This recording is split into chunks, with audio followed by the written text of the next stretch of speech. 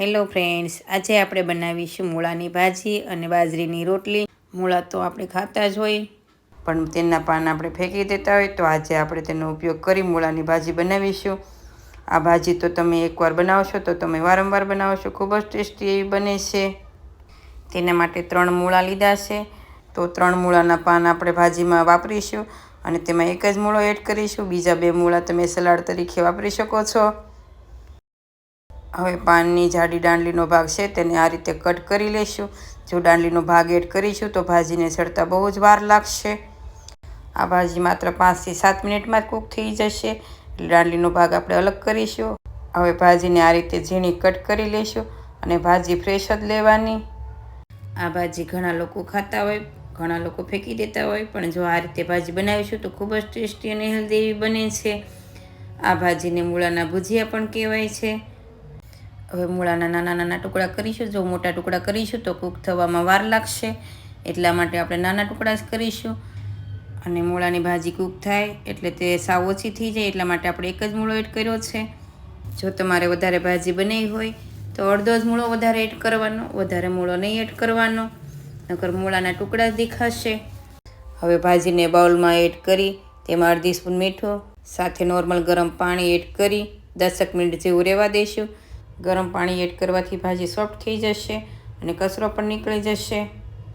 હવે જાડા તળિયાનું પેન લઈ તેમાં 1 સ્પૂન ચણાનો લોટ એડ કરી ગેસની ફ્લેમ સાવ મીડિયમ રાખી 2 થી 3 મિનિટ જેવું શેકીશું. ભાજીમાં લોટ શેકીલો એડ કરવાથી ભાજી ખૂબ જ ટેસ્ટી એવી બને છે અને લોટની કસાશ પણ દૂર થઈ જશે. હવે લોટ સરસ શેકાઈ ગયો છે તો ગેસની ફ્લેમ બંધ કરીશું. હવે પેનમાં 4 સ્પૂન તેલ એડ કરી તેમાં અડધી સ્પૂન જીરું તતડવા લાગે એટલે તેમાં 1 પિંચ હિંગ એડ કરીશું. સાથે 8-10 કળી લસણના ટુકડા એડ કરીશું.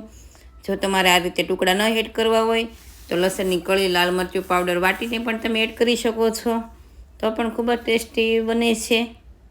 હવે લસણની કળી સતળાઈ ગઈ છે તો તેમાં 1 ટમેટાના ટુકડા અને 1 લીલા મરચાંના ટુકડા એડ કરીશું. તેને પણ 2 થી 3 મિનિટ જેવું સાતળી લઈશું. હવે ટમેટાં પણ સતળાઈ ગયા છે તો તેમાં મૂળાના ટુકડા એડ કરી સાથે અડધી સ્પૂન હળદર પાવડર, અડધી સ્પૂન ધાણા જીરું પાવડર, સ્વાદ પ્રમાણે નમક એડ કરી 5 મિનિટ જેવું મૂળાના ટુકડાને સાતળીશું, એટલે થોડા સોફ્ટ એવા થઈ જશે.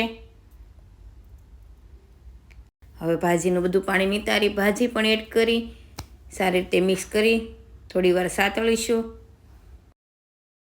ભાજી પણ સરસ કૂક થઈ જશે. ભાજીને ગરમ પાણીમાં એડ કરી હતી એટલે ભાજી સરસ સોફ્ટ થઈ ગઈ છે.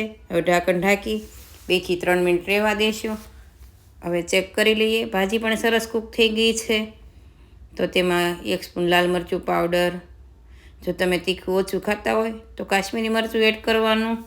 હવે તેમાં શેકેલો ચણાનો લોટ એડ કરી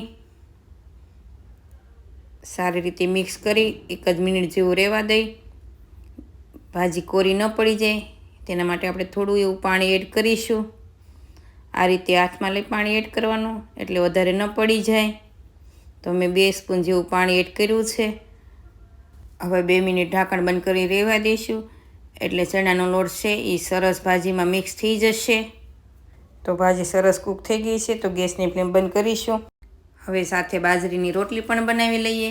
તો પેનમાં 1 કપ પાણી, અડધી સ્પૂન મીઠું એડ કરીશું અને પાણી ગરમ થાય એટલે તેમાં 2 કપ બાજરીનો લોટ એડ કરીશું.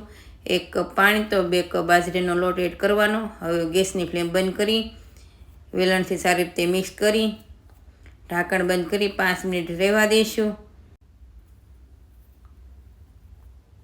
હવે લોટ નોર્મલ એવો ઠંડો થઈ ગયો છે. હાથને ટચ થાય એટલે લોટની કણક બાંધવાની. હવે એક બાઉલમાં બધો લોટ એડ કરી રોટલીની કણક બાંધીએ તેવી લોટની કણક બાંધીશું અને 5 મિનિટ જેવું સારી રીતે મસળશું એટલે સોફ્ટ એવો લોટ બની જશે. અને આમાં મારે પાણીની જરૂર નથી પડી. જો તમને જરૂર લાગે તો 1 સ્પૂન જેવું જ એડ કરવાનું, અને જો લોટ વધારે નરમ લાગે તો થોડો લોટ પણ એડ કરી શકો. હવે તેમાં અડધી સ્પૂન ઘી એડ કરી ફરી 2 મિનિટ મસળીશું. આ રીતે સોફ્ટ એવી કણક બાંધીશું. હવે રોટલીના લુવા કરતાં થોડો મોટો લુવો લઈ આ રીતે બંને હથેળી વચ્ચે લઈ રાઉન્ડ શેપ આપીશું. આ રોટલી આપણે થોડી ભાખરી જેવી થીક એવી રાખીશું, એટલે થોડો મોટો લુવો લેવાનો. હવે બંને બાજુ થોડો કોરો લોટ સાટી હળવા હાથે વેલણથી આ રીતે રોટલી વણીશું. આ રોટલી વણવામાં સાવ ઈઝી છે. આપણે જેમ નોર્મલ રોટલી વણતા હોય તે રીતે જ તમે વણી શકો છો, પણ વેલણને વધારે પ્રેસ નહીં કરવાનું. હળવા હાથે વણી જો થોડી ક્રેક લાગે તો આ રીતે હાથેથી દબાવી, ક્રેકમાં તમે થોડું પાણી પણ લગાવીને દબાવી શકો છો. હવે રોટલી સરસ એવી વણાઈ ગઈ છે, તમે જોઈ શકો છો. હવે બીજો લોટ છે તેને ભીના કપડાથી ઢાંકીને રાખવાનો.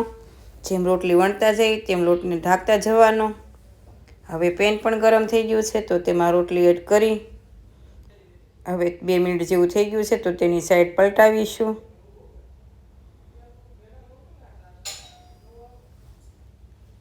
ફરી પણ 2 મિનિટ જેવું રહેવા દઈશું.